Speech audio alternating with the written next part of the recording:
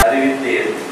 தமிழ்நாட்டுக்கு இப்பொழுது இருக்கக்கூடிய முதலமைச்சர் எடப்பாடி பழனிசாமி அரசு மன்னிக்க முடியாத துரோகத்தை செய்துவிட்டது. என்ன சொல்லிட்டாங்கன்னா, நீங்க அணையை கட்டிக்கிடலாம், தண்ணி கொடுத்தா போதும்னு சொல்லி நம்ம தலையில கஷ்டம் போட்டாங்க. கர்நாடகத்துக்கார போடல, தமிழ்நாடு அரசு சார்பில் ஆஜரான சேகர்நாத் வழக்கறிஞர் நம்ம தலையில பாறாங்கல்ல போட்டுட்டான்.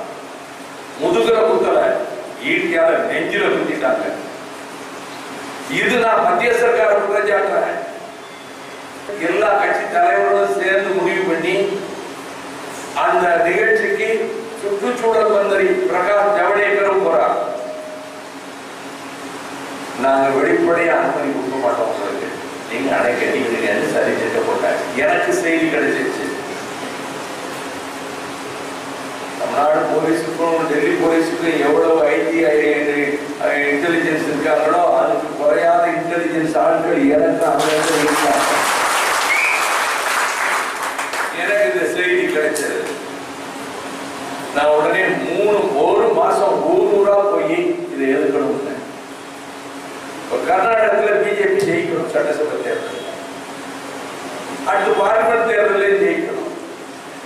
தமிழ்நாடு தானே, ஐயோ மகாத்மா காந்தி கமிட்டா ஓட்ட போட்டுருவாங்க. மகாத்மா காந்தி மேல பாசம் பண்ண ஒரே மாநிலம் இந்தியாவிலேயே தமிழ்நாடு மட்டும்தான். காந்தி 500 ரூபாய் நோட்ல சிரிக்கிறார்ல, 2000 ரூபாய் நோட்ல சிரிக்கிறார்ல, புரிஞ்சு போச்சு. கர்நாடகத்தை வளைக்கணும், அவன் அணை கட்டி கொள்ளட்டும். எடப்பாடி ஒண்ணு இடைஞ்சல் கொடுத்துறாங்க, எடைப்பாடி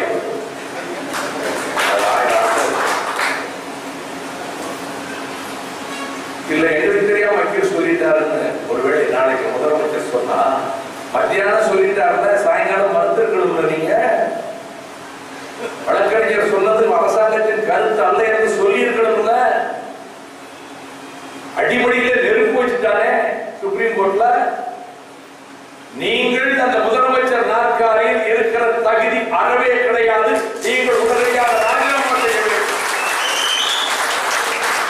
இரண்டாவது மாநாட்டுக்கு யார் குடிக்கிறானோ அவன் வரக்கூடாது. மாநாட்டு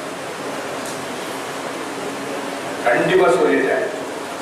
மது போதையில வந்திருந்தா தெரிஞ்சால் தொண்டர் படையில அப்படியே கட்டி தூக்கி வெளியே போட்டுருவாங்க.